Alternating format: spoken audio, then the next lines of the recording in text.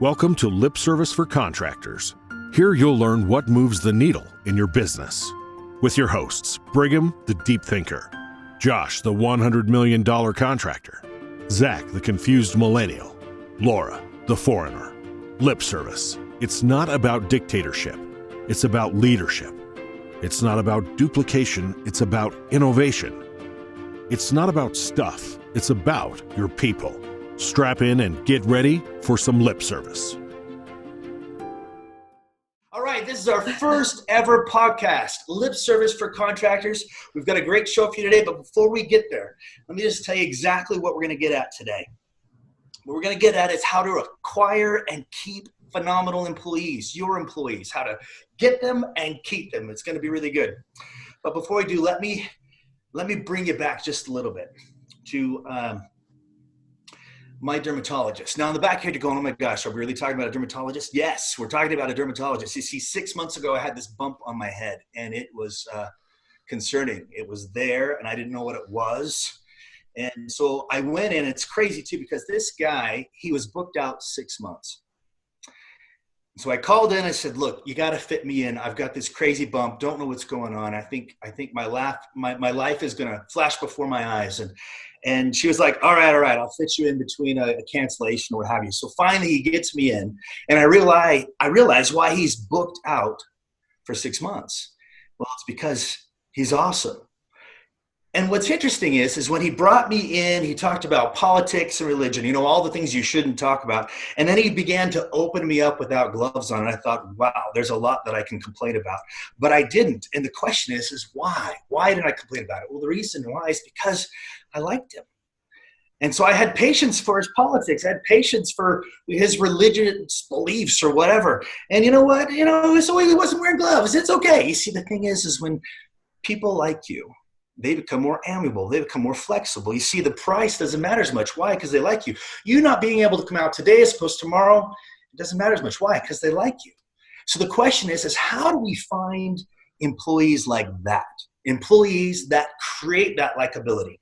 How do we find them, first of all, and how do we keep them? And that's exactly what we're going to be talking about today in this podcast, Lip Service for Contractors. This and much, much more in 60 seconds. Chances are you love what you're hearing on Lip Service for Contractors.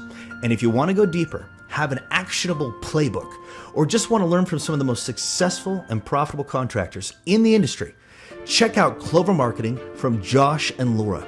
They give away free, amazing information, tools, SOPs, scripts, and processes that help their family business grow to over 140 million. And those same tools have helped other contractors in the industry blow up their business and grow an average of 20% every single year. Check out growwithclover.com/free gifts. They update the free gifts section all the time, so make sure you keep coming back.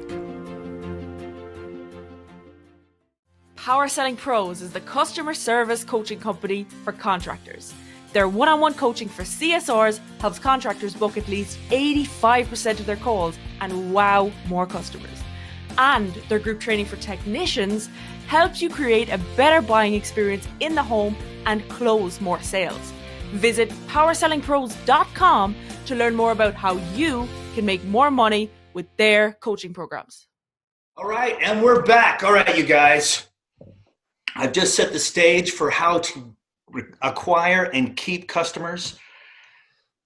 Where do we go from here as far as acquiring them? Go ahead, Josh. Yeah, so we're not talking about customers. That's a whole different conversation. Today we're talking about team members, right?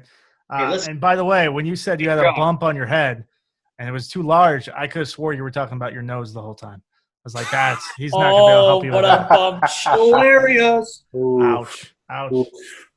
But yeah, recruiting, retaining the best employees, right? Whoever wins if you want to win the war of business, you have to win the battle of recruiting, retaining, because the best employees not only make your life easier, they make the customer experience better. Literally every step of the process gets significantly better. And it's one of the biggest issues in our industry by far. Like everybody I talk to, like I could just get the right people. Sometimes it's if I could just get enough people, and that's a different kind of problem, but it's actually not that different, right? So I'd love to talk about just some tactics and some simple ways you could get people I know Brigham, you have like a whole concept of how to get people motivated. But I'm a little bit more tactical with this. It's basically, you better be talking about what they care about. So many people in our industry tend to focus not just for, your actual team members, but sometimes customers too, about what they care about, and not necessarily what the end goal is, which is, hey, I want amazing people. What do amazing people look like? What are they caring about? So they never put that thought process together. And I can tell you, it's not the same goals that used to be 10 years ago. 10 years ago, it was like, how do I make the most money? Now, that certainly could be part of the conversation, and it should be, right? People come for money, but that's not what they stay. It really needs to be about benefits. And when I say benefits, I don't mean dental or health insurance, right? I think we can take this in two ways too for the people today. I think, Josh, you really have nailed how to get good people. And then Brigham, in knowing you and knowing what you do and the difference you've made in the industry, I think you're awesome at knowing strategies on how to keep the good people. So I think if we can kind of use both of you and all that you guys know to take you in those two different directions. So Josh, explain to us how you get good people, and then I want to make sure we transition over to Brigham on how you can keep those people when you get them. Yeah. Step one, getting good people, is trying. That seems really stupid, right? But most people don't do it. When I say trying, everybody, I would love to have good people. It's like, awesome. What are you doing to get good people? Well, I put an ad up on Indeed. I'm like, oh, that's awesome. That took you 15 minutes. I put a poster up in a parts house. I'm like, oh, okay, that's cool. That took you another 15 minutes. I talked to my guys one time about, other techs or another CSR or whatever. Okay. So far you spent 45 minutes. And you go through this whole process. And most of the time, the overwhelming majority of the time, people will tell you the most important thing they could do in their business is to hire the right people and more people and better people, right? And you break it down, and they spend literally minutes a month to be successful at this. And I'm not saying you can spend 40 hours a week, but the first thing you got to do is you got to spend time, money, and effort, right? If you're spending 15 minutes to an hour on the most important thing you could do in your business, that's step one. Now, step two is okay. Sorry, yeah. Josh, just before you get to step two. So owners tend not to have time to do all that. So who should get this job? Should one person, should a recruiter be hired to do it? Who should get that job? It really depends. Depends how you're set up. This is a totally different conversation if you're 20 million versus 2 million, right? But the truth is, the only thing you can't do is have it be who's in charge of recruiting. Well, everybody's in charge of recruiting, which means no one is in charge of recruiting. Yeah, and that's the vast majority of times. Oh yeah, he's in charge of recruiting. He's in charge of recruiting. She's in charge of recruiting. I'm like, no one's in charge of recruiting. So you have to pick one person. Is that the business owner? Depends on your size. If you're a smaller company, probably. If not, it doesn't have to be. It could be department heads. But the key to that is if I'm going to say Laura is in charge of recruiting for this lip service for contractors, right? We have people to help us in the back end. We're kicking Brigham off. I'm recruiting heavy these days. Yeah. If she's in charge of recruiting, what that means is that she owns the process. It doesn't mean she has to do everything, but she owns the process, and she's held accountable for results. So we're going to have 2 people hired by the end of the month. Here's the 2 positions that are filled. It's her responsibility to do that. I give her a budget. I give her a time frame, and she checks in with me once a week. If it's really important, once a day, to make sure these things are going and to spur conversations, right? And it may not just be me. It may be me and Brigham and Zach, right? But you kind of get the process. The key is it should be one person, and there should be accountability too, right? If hey, Stacy's in charge of recruiting, I'm like, awesome. How many people she was supposed to recruit this month? More people. That can't work. That doesn't work, right? So does that help? Does that answer that question? Yeah, that is. And I guess they're, as part of the reporting that you're gonna and should be looking at often, those KPIs should be looked at just as often, because you should always be recruiting, right? Always recruit. Doesn't matter if busy or slow season. There's always good techs out there. There's always good CSRs. There's always better. I know this is harsh, but if you're the lowest guy in the totem pole, you should always be uncomfortable, because if I find someone significantly better than you, I will replace you. And by the way, I am always looking for someone significantly better. Always, always, always. And during the busy season, right? Like I'm trying to fill seats sometimes, right? And that's not an ideal situation, but I'm always looking for people year round. So you said you're always looking for people. You're willing to get rid of some guys to always have the best guys. Now, I've heard some crazy creative ideas for getting good guys, and they're endless. And I'd say some people will never have heard of. Some are really out there and crazy, but some are just easy. It's just they're just not done. So share kind of some of the most easy ones, out there ones, effective ones, just whatever comes to mind. Hey, Josh, could I amend just one thing you mentioned? Of course. The last thing I'm sure you want is for the audience to get the impression that you are just this heartless guy, ready to let go of anyone.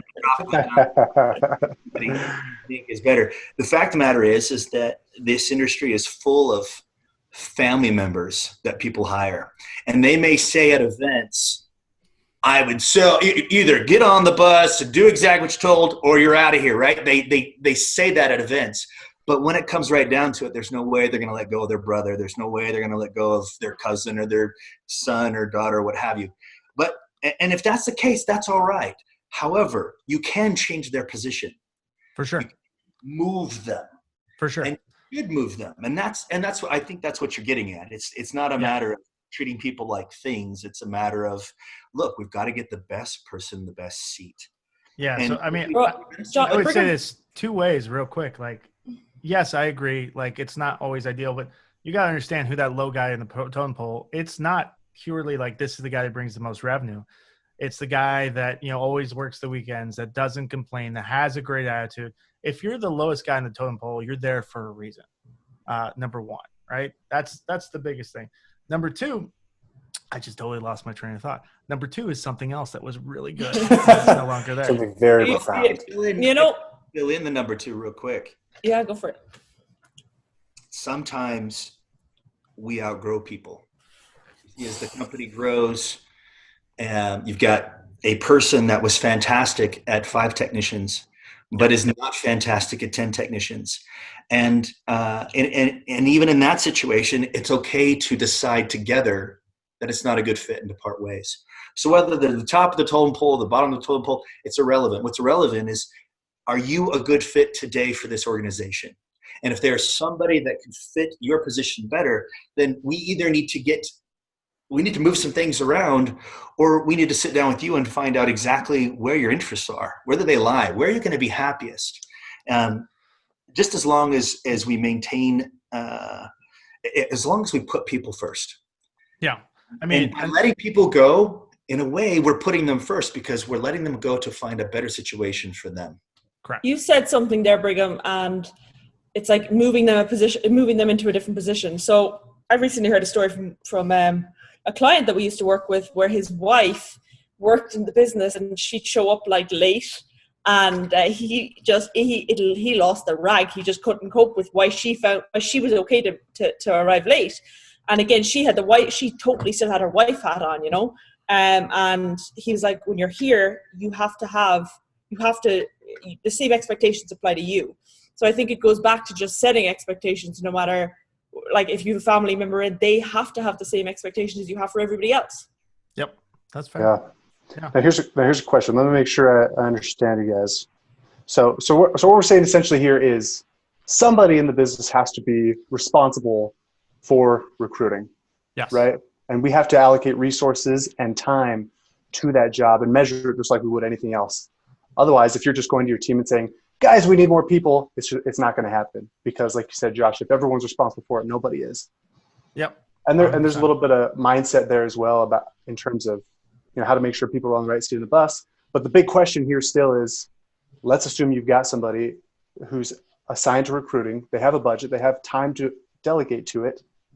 What do you do first? I need to fill seats.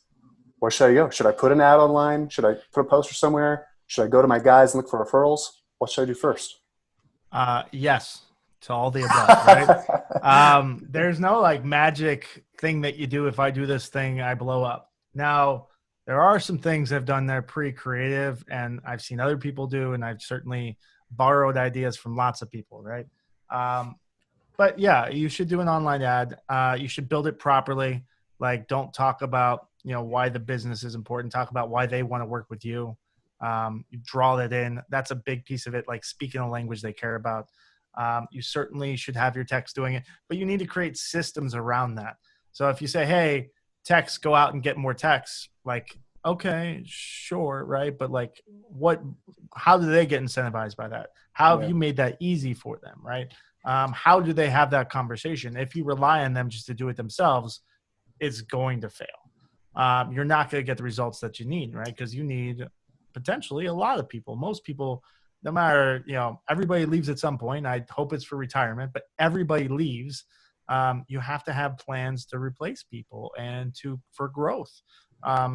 So no matter what size you are, you always have to be in that mindset. And you need to create the systems behind it. So something as simple as having like one sheets to walk people through, scripts for how to talk to people, incentivize them, right? Pay them a sign-on bonus or a referral fee. Like, I can't tell you how many times people are against this. It's like, you would pay $5,000 for this tech anyway, right? Like, why does it care who gets paid to? There's so many details, and we could go real detailed. But I'll kind of what Laura, you lead this. What should we go first? Yeah, so I think we now know that recruiting is important, and you always have to be recruiting. And when you have good people, how you set expectations, but tactics, like people know they have to be recruiting all the time, Gotcha. But literally they need tactics and what to do. Like right now, after they get off this, give them 5 tactics that reliably work. I think we should start right there with what Josh said, which is be okay or be comfortable incentivizing your staff, your technicians, for finding other technicians, because guess who they hang out with on the weekends? Chances are they've worked elsewhere. They've developed relationships elsewhere. They're probably having a barbecue with a ton of great technicians right now that are working at 5 or 6 different companies. And you have the opportunity to pay them to recruit these guys. Now, the other thing you got to do is make sure that that technician has enough work so that he's not giving work away when these guys come on board. In fact, that's one of the main reasons why they won't do that. It's because they don't feel like there's work. So the first thing we need to show them is, look, there's going to be plenty of work. In fact, Josh and I were talking about this earlier and had a great idea as to how to help that technician not be worried at all about having enough work. Yeah, it's a little dirty, but it's super effective. If you want to bring in a few new team members, there's always pushback because they're going to take the good calls. I'm going to lose opportunity, right? It's really dirty. It's incredibly effective. Here's what you do. For a week, maybe 2 weeks max, but a week generally is more than enough. You load them up. Load them up with more calls. They feel uncomfortable. Get them out late nights, right? And purposely load up a week. And by the end of that week, they'll be like, oh, yeah, you want to bring some on? Yeah, I don't want to work till 7 anymore. Let's get these guys on right now. Yeah, that sounds pretty good right now. Yeah, it's super simple. But yeah. All of a sudden, his wife will think he's working for a slave driver. But yeah, going to your team members is super important, super easy. The key to that, though, is you can't just ask them. You have to give them the tools to be successful, not just incentivizing them. And by the way, we could go into detail on this, but you can incentivize a lot more than you think you can or that you feel comfortable with at first. For the right technician, I would pay a lot of money because they pay for themselves often in days, weeks. Do the math on it. It's super easy, right? But when you set them up for success, you better have something like we use like a dare to compare that we share with everybody. Certainly we could share with everybody on this. Your company currently, what we offer step by step. And it's not just pay, it's the quality of life. It's the time freedom. It's the physical benefits too, but it's what it's like to work at the company. We certainly need to be putting out information like actually interviewing your technicians. What's it like not to be with the company, but to work specifically for you, right? Because that's why people stay. and go through that process, give them all the tools that they need. So certainly going to your team is a great way to start the process, but you can't do just that. You have to do a lot of other things too. So Josh, keeping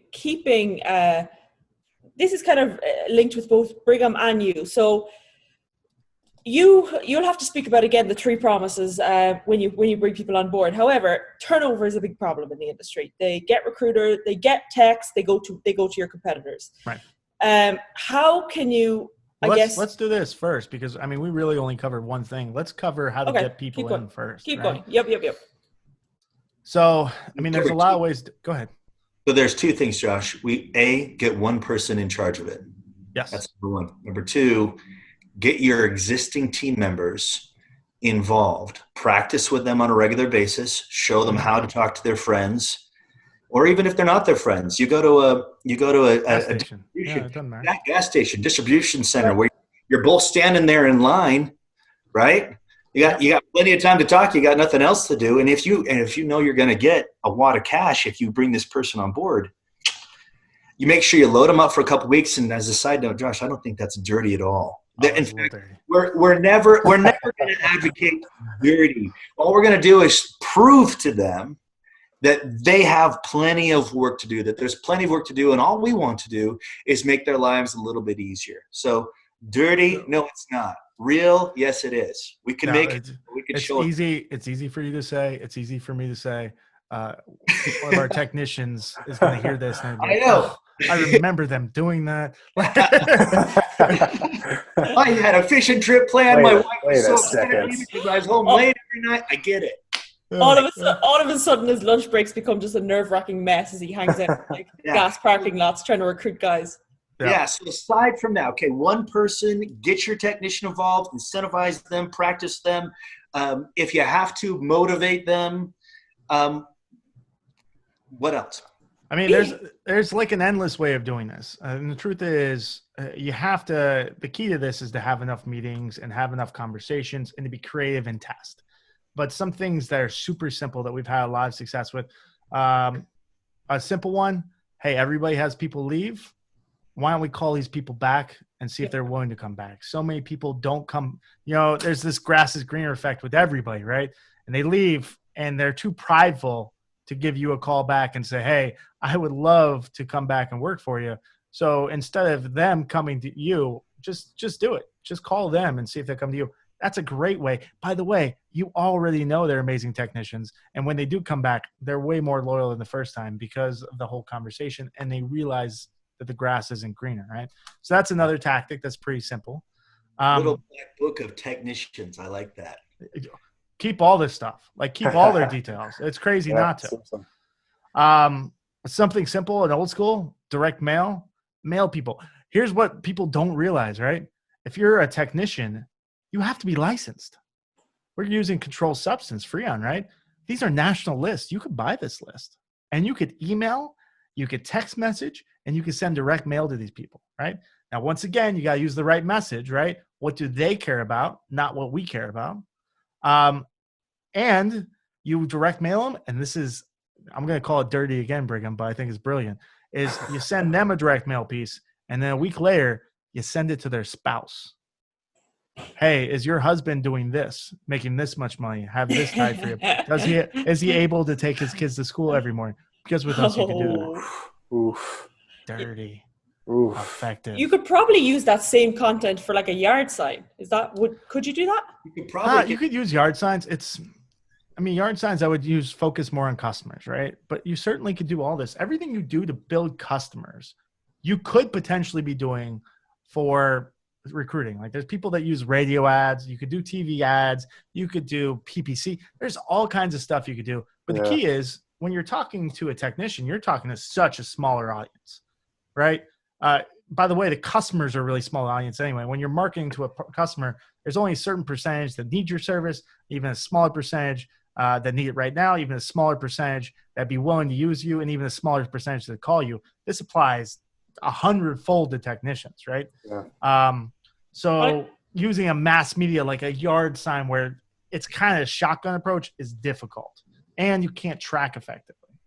So I wouldn't suggest that, but Can it work? For sure. People have done it. Certainly can work. Something simple, getting a billboard out of your right next to your biggest competitor, right? That's certainly workable. It does make sense. If there's a neighborhood right around one of your big competitors, yeah, then I would put yard signs there, but I wouldn't shotgun it. You got to put some thought into this. So getting people, there's some tactics there. I'd love at some point to dig into the dare to compare. I also want to, now that we've got some tactics on getting good people, Brigham, I want you to touch on like keeping the good people and how you have to, operate from your heart more and have some strong values that you share throughout your culture. I think that's a solid skill set of yours. And I'd love you to kind of touch on that a little bit here. Well, we would keep them the same way we recruited them. We want to be real and we want to be consistent. We want to focus in on money, right? That's important. They got to have an idea as to what they're going to be compensated. It's got to be enough to take care of their family so they don't worry about their family, so they can be 100% emotionally engaged in their work. So you've got to address the money first. Make sure you're paying them enough. You also need to address time. These days, people like free time. They like time with their family. They like time to vacation. And it's important to work around that and to give them that freedom. Freedom is extremely important. And lastly, they need fulfillment. The fulfillment is probably the biggest one, in my opinion. I mean, sure, you need to have time and you need to have money, but you really, really want and need fulfillment. So why is that? Well, before COVID, 15% of baby boomers were feeling lonely, statistically. 20% of Gen Xers were feeling lonely and desperate. 30% of millennials before COVID were feeling like they didn't have any best friends. Now, when you consider all of that, all before COVID, imagine now how they feel with face masks where you can't see facial expressions, where they have to be 6 feet apart, where they have to stay at home, they can't go anywhere. They're advised not to go out only when necessary. How do you think that's helping this feeling of loneliness and desperation? It's likely what? It's likely going up. And so if that's the case, then people are feeling more lonely and more desperate than ever before. And my question to you is how can you possibly expect 100% emotional engagement from your team if all of this is going on and you're doing nothing to address it? So what do? What we do is we have to have a purpose, something that is bigger than any one individual that positively affects the culture inside the organization.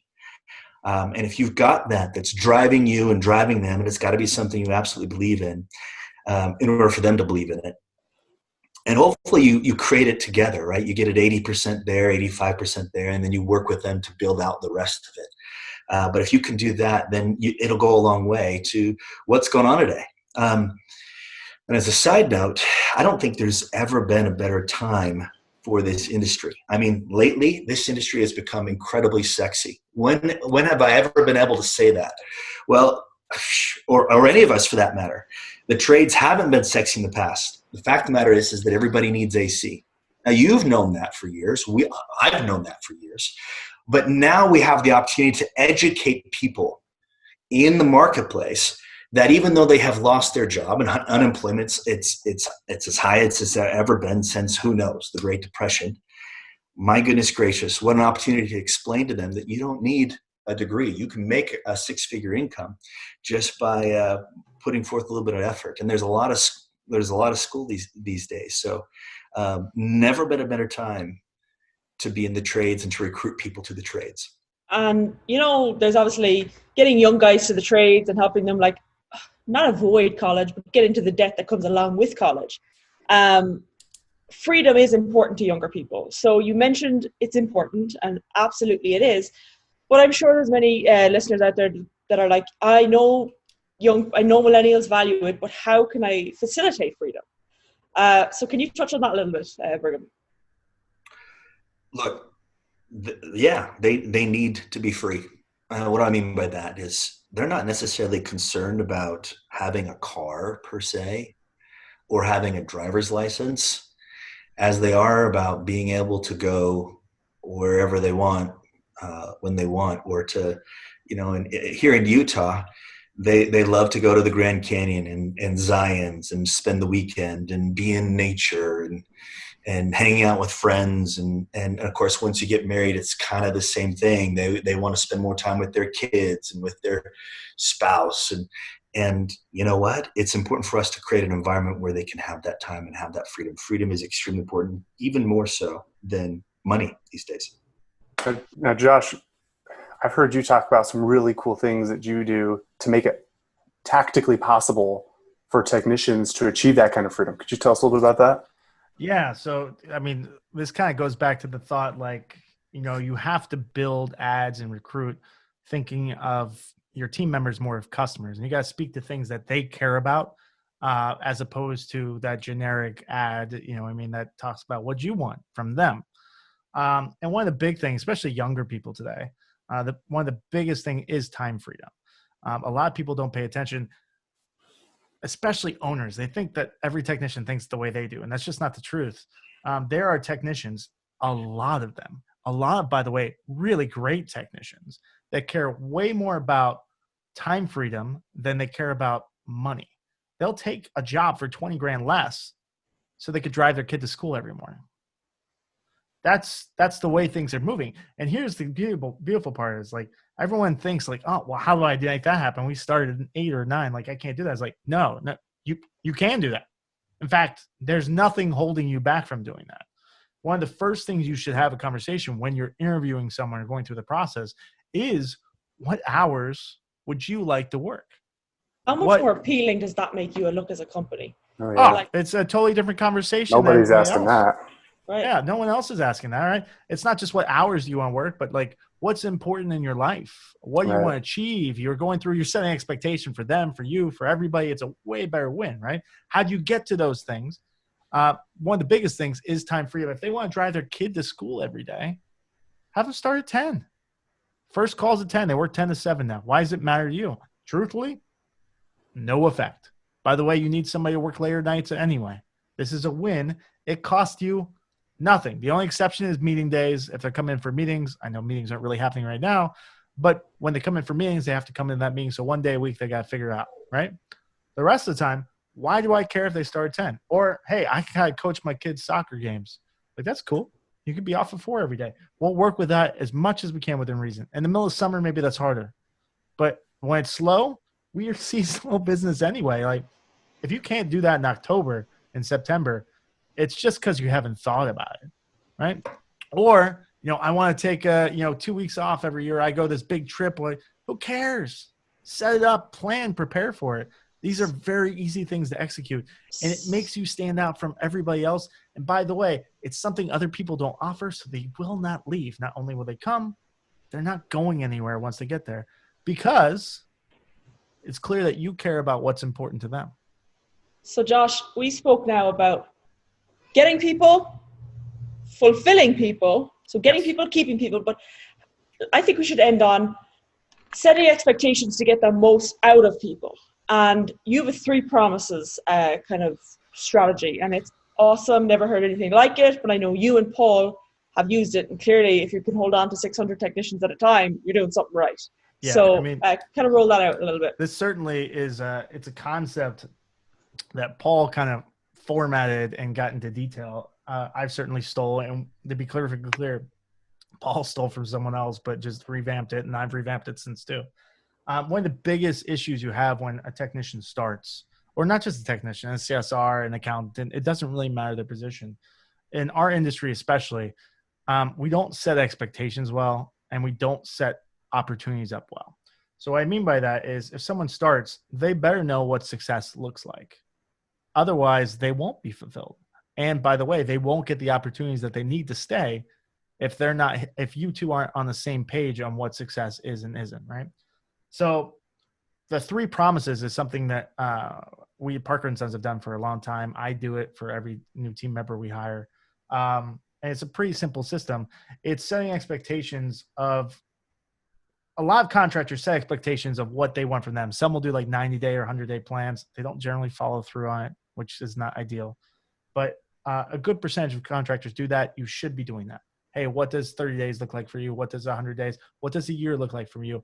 what's your goals, where you want to be 5 years from now, how can I make that happen for you? But they never talk about what I expect from, or what they can expect from me, which is just as important. So what I mean by that is, if they're going to come work for me, I owe them things. And I use 3 promises to set this up. And it's kind of a weird conversation, so just be prepared. But here are basically the 3 promises. Someone gets hired, they're going to have a conversation with me. I'm the last conversation they have. They're hired at this point. It doesn't matter. I'm not there to interview them, right? And I'm going to give them 3 promises. I'll chit chat for a while, go into it. Hey, I got 3 promises, and I just want you to set expectation. What's going on? Promise number 1. I promise that by working with me and the team, you're going to be a better fill in the blank, technician, accountant, CSR, dispatcher, installer, plumber. It's not relevant. I'm going to make you a better boom. And I'm going to explain why. Now, you're going to be a better technician. We'll focus on specifically. You're going to be a better technician because I'm going to do more training than anyone else. I'm going to make sure you're set up for success. I'm going to make sure customers are warmed up to you, give you an opportunity. I'm going to brand it so you're walking on easier sales. I'm going to do everything in my power to make you more successful, help you learn, and help you grow. As a technician, I promise, but by the time you would leave, by the way, everyone leaves at some point. I hope it's for retirement. But everybody leaves. By the time you leave our organization, you'll be a better technician. Number 2, I promise that you're going to be a better person. I always get a weird look, right? When I say a better person, I'm going to explain exactly why. Because some of the things that we teach you and we train are going to apply to your personal life too. Communication, how to deal with people, how to deal with upset people, how to create expectations, setting goals. These things not just affect your business life, but they affect your personal life. So I can literally promise by the time you leave, everybody leaves at some point, you'll actually be a better person. Promise number 3, I promise by the time you leave, you'll be in a better financial position than you are today. I know that because I'm going to pay you more than what other people are going to pay. I'm going to give you more opportunities, not only short-term, but long-term than you could get anywhere else. And as long as you're driving, you're going to make more money here than you could ever make at other places. And that's the truth. And by the way, those are the 3 promises. I owe those to them, right? And at the end of the 3 promises, I'm going to say, now I'll make all 3 of these promises under one condition. You have to promise me that you're open to these 3 promises and that you're willing to work for them. And if you're willing to make those promises to me, I'll guarantee and make all 3 promises to them. So here's what's happened, just kind of the psychology, right? I've set up what I feel is the expectation for their growth, where I want them to be, where they're going to go. They now have a relationship with me. They don't think of me the same way they did before that conversation. It's a much healthier, more conducive relationship. I've set expectations. They can now hold me accountable. There's things that I will hold them accountable. Now they have the right to hold me accountable. And by the way, I want them to. If they don't feel that they're becoming a better person, which by the way has never happened, and literally, by the way, I do this in exit interviews. I've never heard that. If I don't feel like they don't feel like I'm making a better person, that's my fault. I'm doing something wrong. I got to fix this because it's not just this technician that's having this problem, right? If they are not in a better financial position, that's a gigantic problem, right? If they're not a better technician, that's a gigantic problem. These are things I want to do every day. Now I'm just getting credit for and making them aware. Here's the cool part. As I said, everybody leaves at some point. If they're leaving not for retirement, I'm going to do an exit interview. Exit interviews are incredibly important. Guess what 3 questions I'm going to ask them? Are you a better technician? Are you a better person? Are you in a better financial position? I've never had someone not say yes to all 3 of those. Not once. Literally, not a single time. And then I'm going to say, well, then why are you leaving? And some technicians, I'll save right then and there. That's another dirty move. Ooh, It's a dirty move. got so many dirty tricks up his sleeve back here. But you see how setting the expectation and then following through, it's a win for both of you. You have to be doing that both Absolutely. ways. Yeah. It's powerful. I love it. Now, it is a 2-way promise, Yes. which means it's a commitment. You're making promises, but they also have to make a promise. And it's not 3 promises, it's 4 promises. In a way, yeah, I'm making 3 promises. They're making 1 to me. You got it. It's commitment. So maybe it's a commitment 4 ways or something like that. But they need to understand that last part. That last part means that the responsibility also lands on them. Right. And there will be conversations I've had with team members where I'm like, do you feel like you're doing, like, what's going on? I don't feel like you're progressing as a technician or as a CSR or as an accountant or as a rep or whatever it is, right? What's going on? Like, we made these promises to each other. I'm providing these materials. I'm giving these opportunities. Like, what's happening, right? And then the conversation changes. That person that is someone who probably would have left at some point because they're not doing that for a reason, right? I get to nip it at the bud and keep them, which is the name of the game. It's way better to retain the best guys than it is to recruit new good guys, because there's an unknown variable and the expense and the effort. Now, there's some guys you maybe don't want to keep, and that's a different conversation. But there's guys that you want to keep. You're always recruiting. It's so that won't be horrible an issue. when you lose them, right? Yeah, you're always recruiting. You're always bringing them in. Yeah. Love it. And I love the use of promise, right? It's a powerful thing. And that, in fact, I like that better than the word goals. Okay, goals is great. The problem is the word has kind of been overused. But when you say I promise, that's a flow. It's me. You know what I mean? Yeah. I'm promising. It's not here's the goal for you. Like this is some in the air, like anybody's responsible. No one's responsible. I'm promising, right? Yeah. Something you own. You're inviting them to own it, which is fantastic. Awesome. Yeah. Great memories. Laura, what I'm thinking about, I know in the Clover Marketing ad, we add the free gifts. Yes. Let's make sure that in the free gifts, we have some information on recruiting and the 32 unique ways to help recruit people, just to get people's minds going. There's some stuff on that list that. So I have a dirty little trick dirty tricks there as well. I've had them up the whole time, and I've been kind of getting inspired myself. But yeah, we'll have them up there for sure. Yeah. Okay. There's a lot of tactics to this, and there's no recruiting, retaining. Truth is, there's 1,000 things you could do, and maybe you should be doing 100. You certainly can't do 1,000, but you can do more than one. But it's a process. It's a thought process. You would never say, hey, I need leads. I'm just going to do this one direct mail piece and wait a month and see if it works. That's no way to run your business. Everyone knows that. Everyone does that for marketing, but they don't do it for recruiting. And by the way, recruiting is marketing for team members. Yeah. It's not different. You got to speak in their language. You got to make it simple. You got to incentivize it. All this is things that you do for customers. We want to keep these podcasts juicy and tight. So I think we're coming up on time, guys. Lip Service, the Dirty Tricks podcast for contractors. There we go. That's what we're all about. I didn't even go into the real dirty stuff. Man. Sorry. Do a tech blitz. That's like evil genius stuff. Yeah, that'll be in the free gifts, right?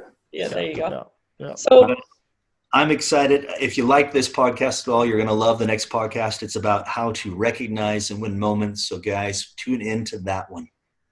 Until then, yes. We'll catch you next time. All right. Until then, toodaloo. Right. Okay, guys, talk to you soon. Thank you for listening to Lip Service for Contractors. We hope you enjoyed this episode. Make sure to leave us a review in the App Store and don't forget to share with your friends. Ideas are cheap. Implementation is what separates the winners from the watchers. Go out and implement these ideas. See you on the next episode of Lip Service for Contractors.